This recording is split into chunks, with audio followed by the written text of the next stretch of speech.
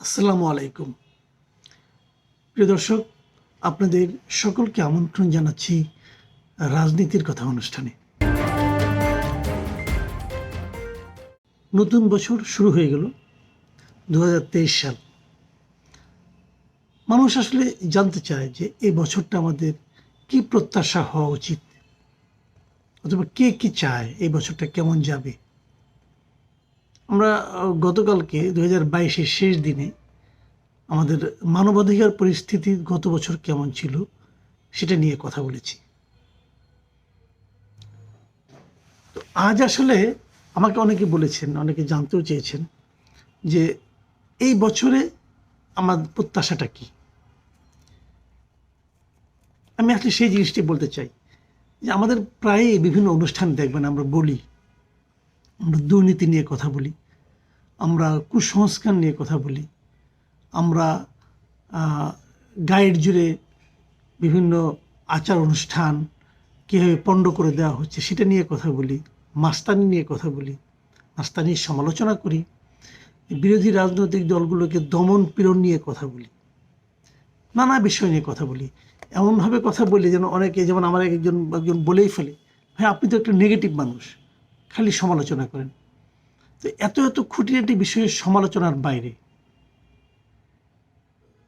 মানুষের কোনো প্রত্যাশা থাকতে নেই। আসলে প্রত্যাশা একটা আছে, কিন্তু আমি এত কিছু খুঁটিনাটি কথাগুলি বলি কেন, যে আমি আসলে কি কি পাচ্ছি না, কি কি আমার পাওয়া উচিত, সেই বিষয়গুলো নিয়ে আসলে আমাদের দুঃখের কথাটা বলি। আমি স্ট্রেট বলি, আমি আসলে এত কিছু চাই না, আমি একটা জিনিস কেবল চাই। সেই জিনিসটা কি? আমি সাধারণ মানুষের ভোটাধিকারটা চাই। সাধারণ মানুষ যেন নির্বিঘ্নে তার ভোটটা দিতে পারে। আপনি কেবল আমার এইটুকু ব্যবস্থা করে দেন, এইটুকু নিশ্চয়তা দেন, আর আমার কিচ্ছু চাওয়ার নাই। আপনি যদি ক্ষমতায় আছেন, ধরা যাক আপনি সরকারি দল, আপনি ক্ষমতায় আছেন, আপনি যদি ভালো কাজ করেন আর পাশাপাশি যদি মানুষের ভোটাধিকারটা থাকে, তাহলে কিন্তু আপনার ভালো কাজের পুরস্কার মানুষ ভোটের মাধ্যমে আপনাকে দিয়ে দিবে, আপনাকে আবার ক্ষমতায় বসাবে। আর যদি আপনি খারাপ কাজ করেন, এই শাস্তিটাও মানুষ কিন্তু ওই ভোটাধিকারের মাধ্যমে দিয়ে দিবে, আপনাকে তারা ক্ষমতা থেকে নামিয়ে দেবে। এটাই ভোটাধিকারের, এটাই গণতন্ত্রের সবচেয়ে গুরুত্বপূর্ণ দিক। আমরা এই জিনিসটুকুই চাই।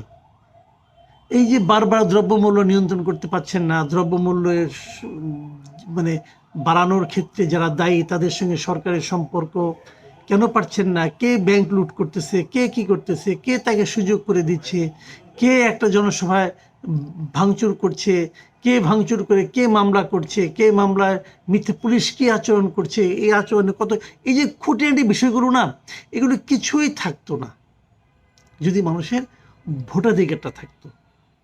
বিচার মানুষই করে দিত, সেই সুযোগটা কেবল দেন, আর কিচ্ছু আমরা চাই না। আমাদের এই এক দফাই দাবি।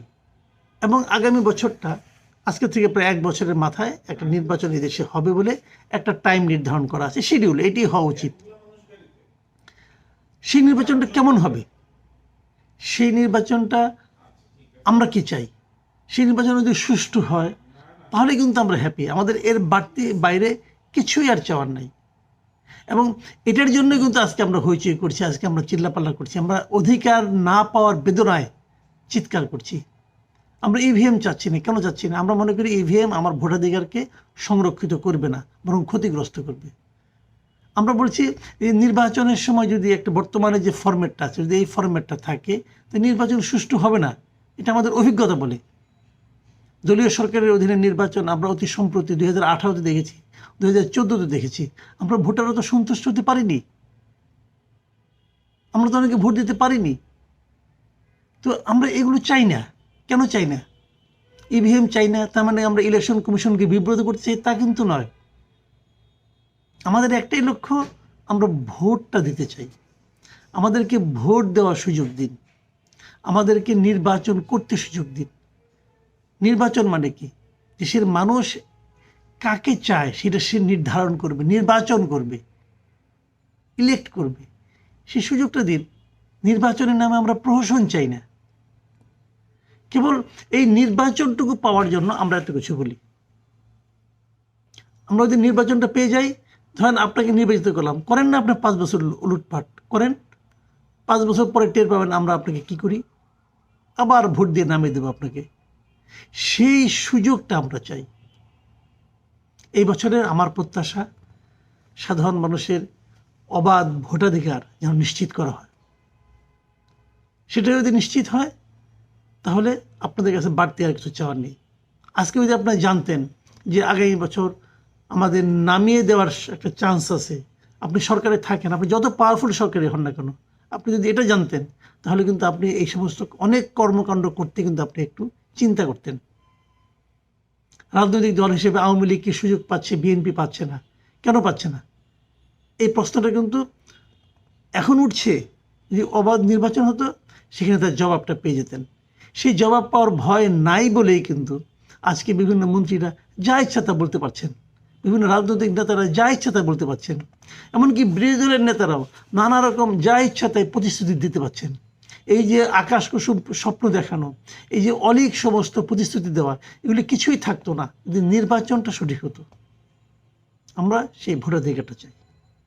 এই ভোটাধিকার পাওয়ার জন্য আমরা আপনাদের কাছে আবেদন না, ঠিক আপনাদেরকে আমরা পরামর্শ দিচ্ছি, আপনারা এটা মেনে নিন, পলিটিক্যাল পার্টিগুলো মেনে নিন। তা না হলে কিন্তু আমরা যখন অধিকার সচেতন হব, আমরা যখন আমাদের অধিকার ফেরত চাইব, যখন সবাই এটা চাইবেন, তখন কিন্তু চোখে অন্ধকার দেখবেন সবাই।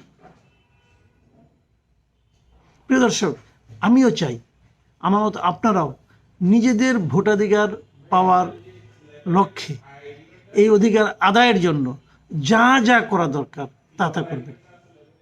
প্রথমত ঘরে ঘরে আলোচনা করুন, নিজেদের মধ্যে আলোচনা করুন যে এটা আমাদের অধিকার, ভোট দেওয়াটা আমাদের অধিকার, এই অধিকারটা আমরা পেতে চাই। এটা কারো কাছ থেকে দয়া পাওয়ার ব্যাপার নয়।